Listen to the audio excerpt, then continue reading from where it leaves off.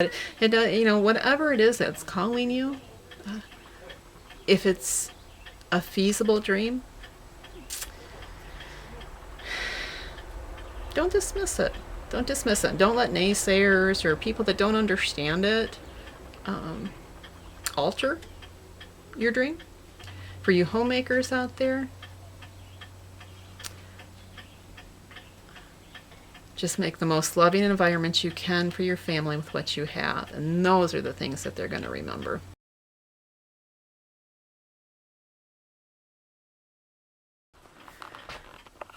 All right, so this is my dedicated writing area.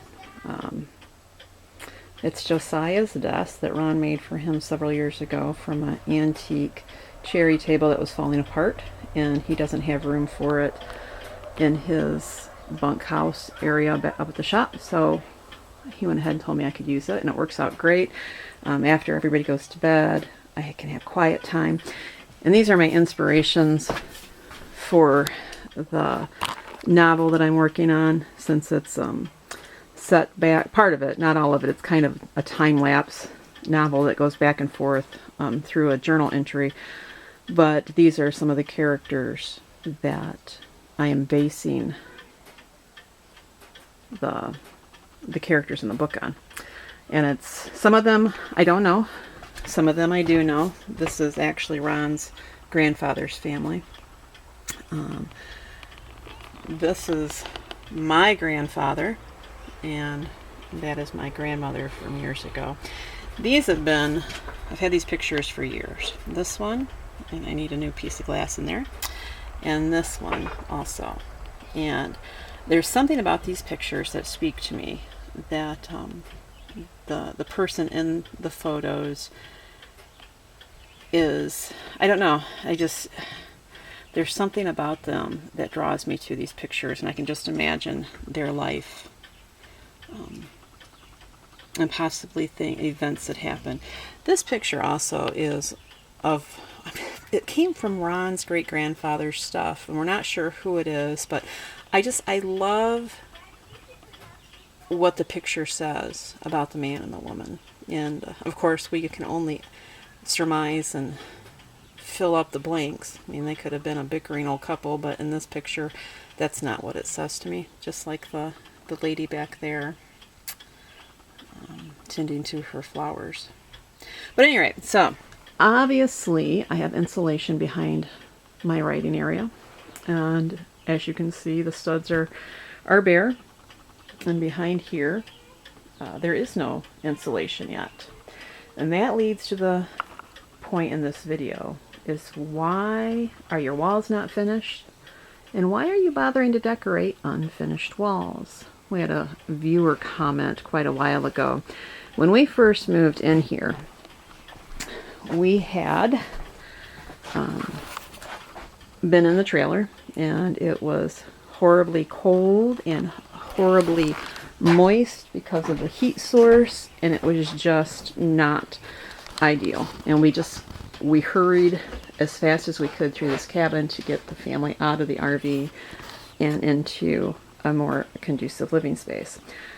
But that also meant that we had started building later than we had planned, and we had to hurry things along. But when we moved in here, we had a tarp hanging over the door.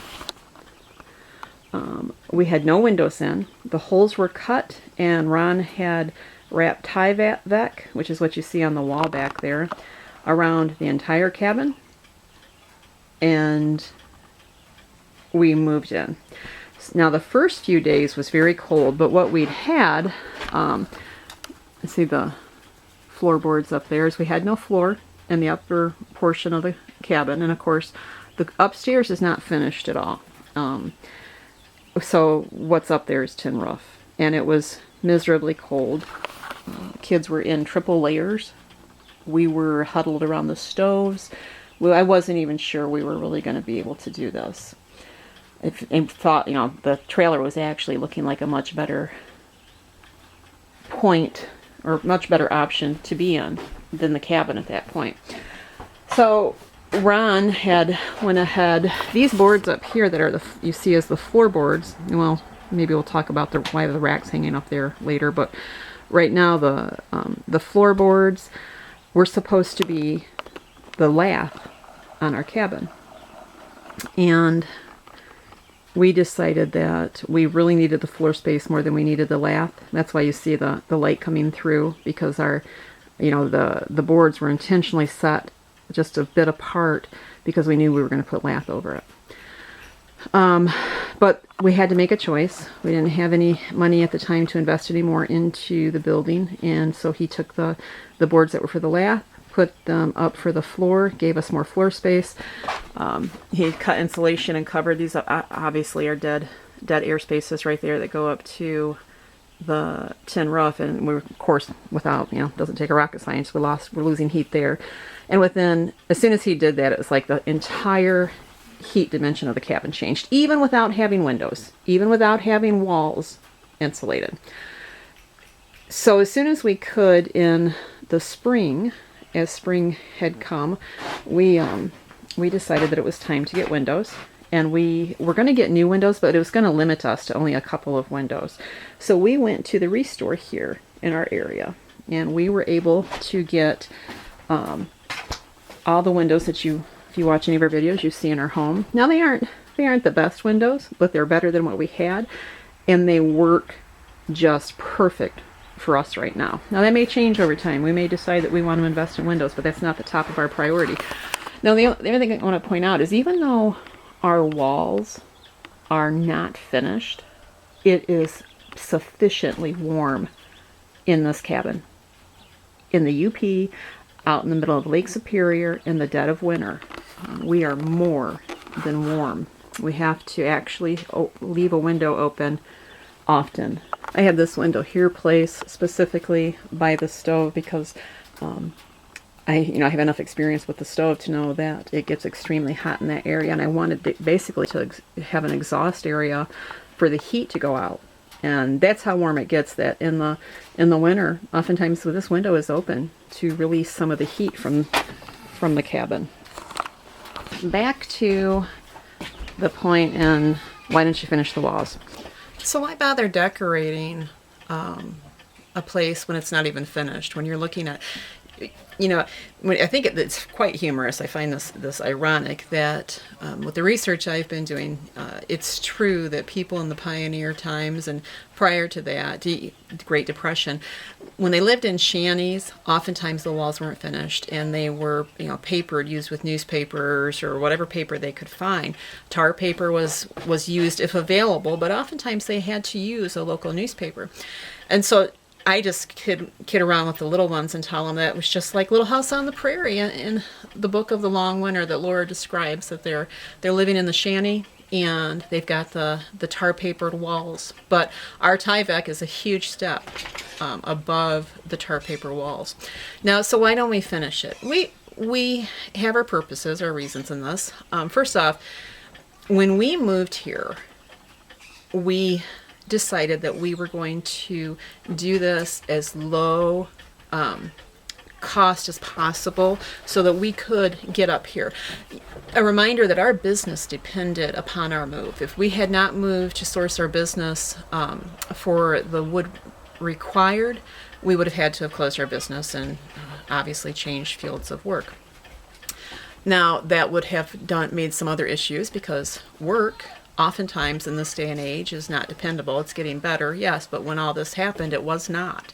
So we found the land and we got it on land contract, which helped us. Now, a lot of people, when you start homesteading, you hear these stories about being debt-free, and that's not our case. And I think it's probably more the normal case than not. Yes, being debt-free is ideal, but that's not always possible to start something debt-free, and for us, it wasn't. And again, we were at a huge turning point. We had to make some decisions. Now, the other thing that benefited us from coming up here was that we knew that we would be able to supply our yearly heat source, and that is a substantial amount of money for any household. So we were getting a place to live, well, at least a place to build our home on. We were getting our inventory that we needed to keep our business going, and we were getting our utility, basically, is what. So it was really the wise choice for us. Now, that did not eliminate our other debts. We had to, we brought those with us, just like a lot of people do. We had a certain amount of money to start our cabin.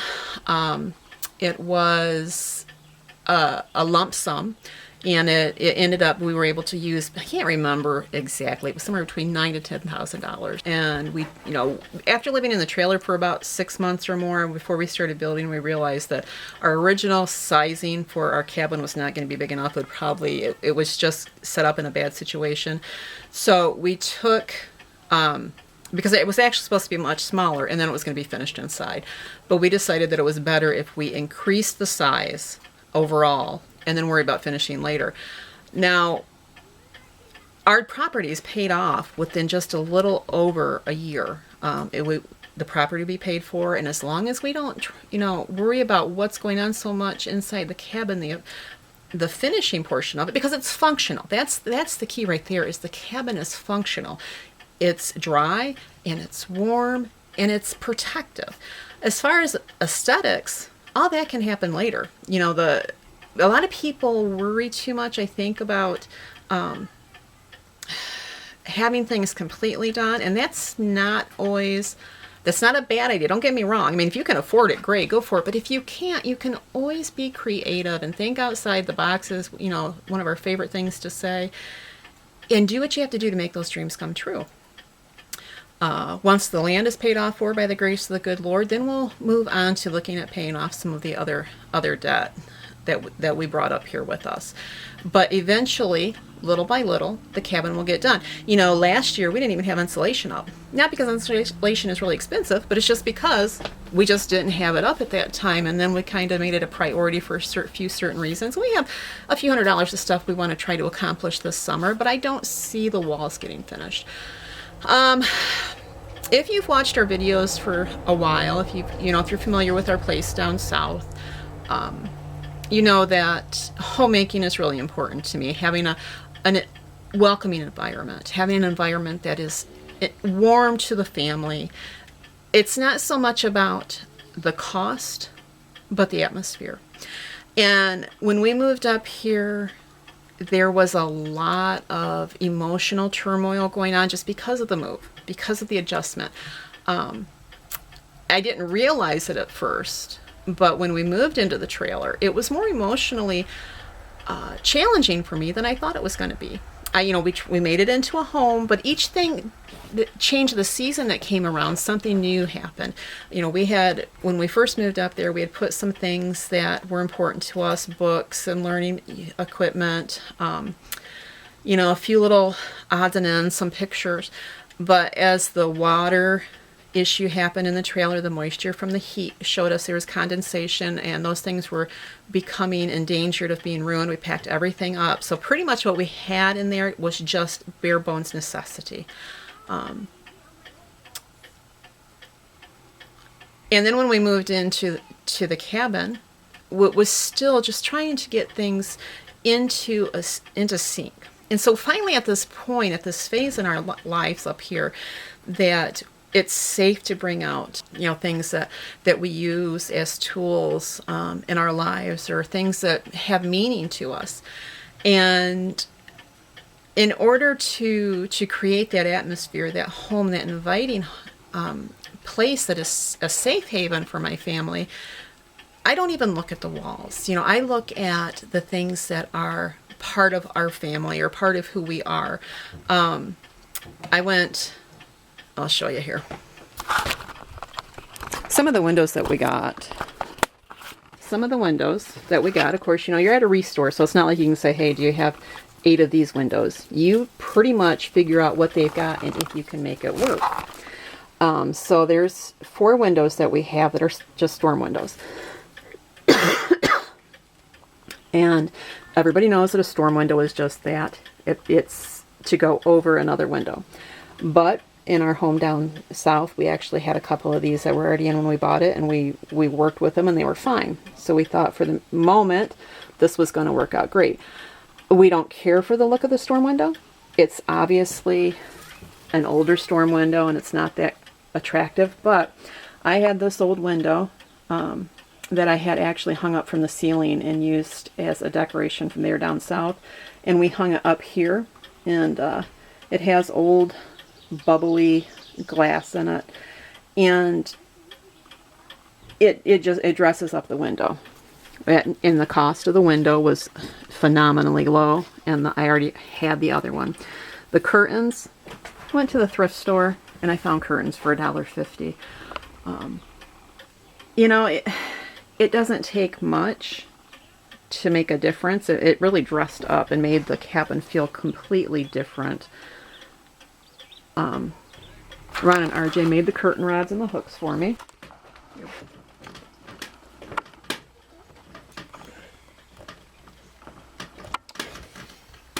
We also had on these are our tall storm windows.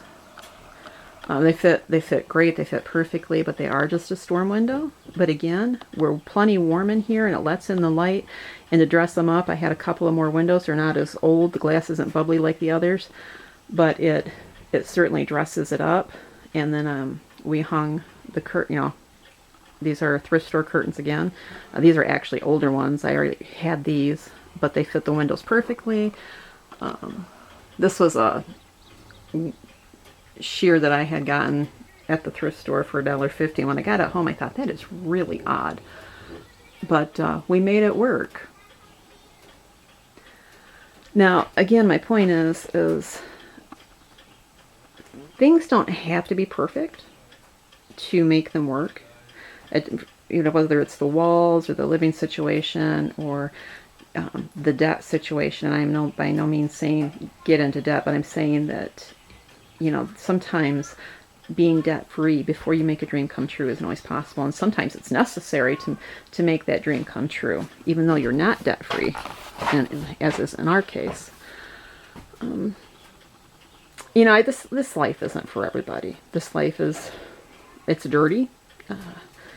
Wood heat is dirty. The forest is dirty.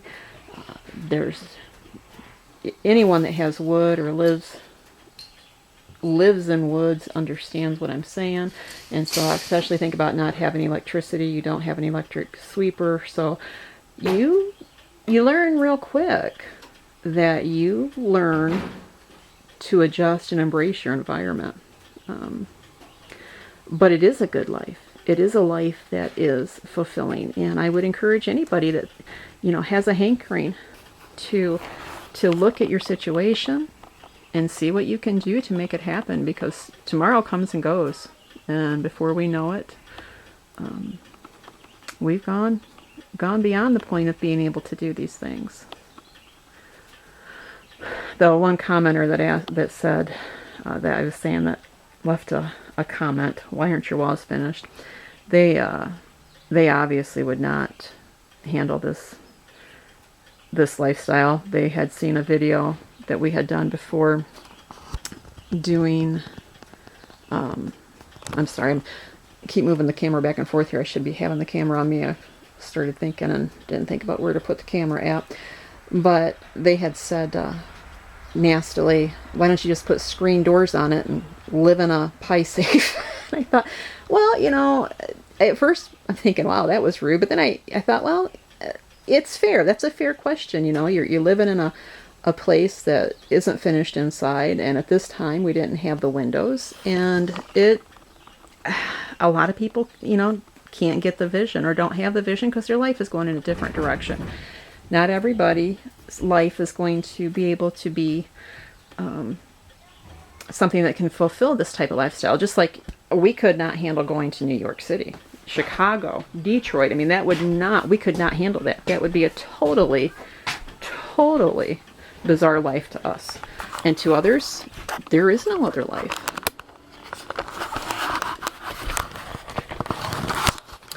So I always like to think about what my point is to videos. And I guess I'd have to say this one is,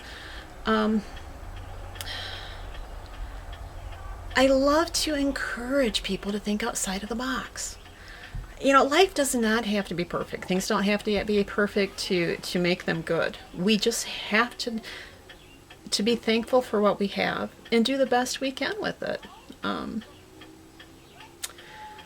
There's too much time for regrets and I wish I would have or I wish I wouldn't have, you know?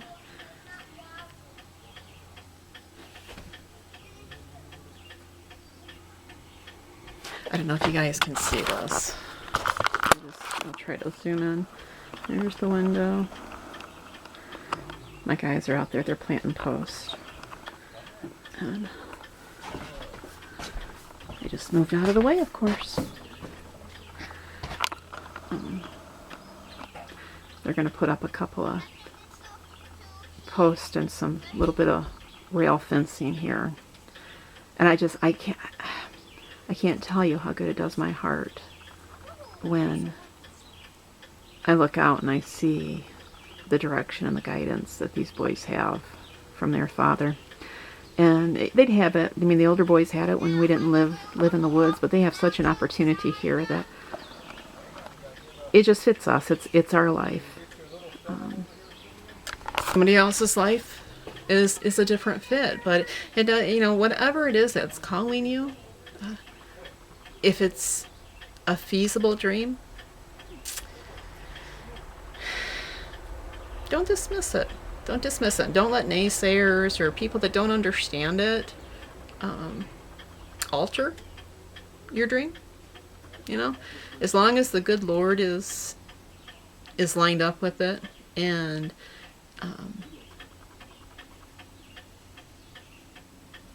especially if it can be used to benefit others, especially if it can be used as a positive for those around you, then, you know, it is definitely something that I encourage everyone to just think outside the box to see how that dream can be met. So that would be the point in this video. And it would also, my point would also be for you homemakers out there, just make the most loving environment you can for your family with what you have. And those are the things that they're going to remember. All right. Well, we hope to talk soon. God bless.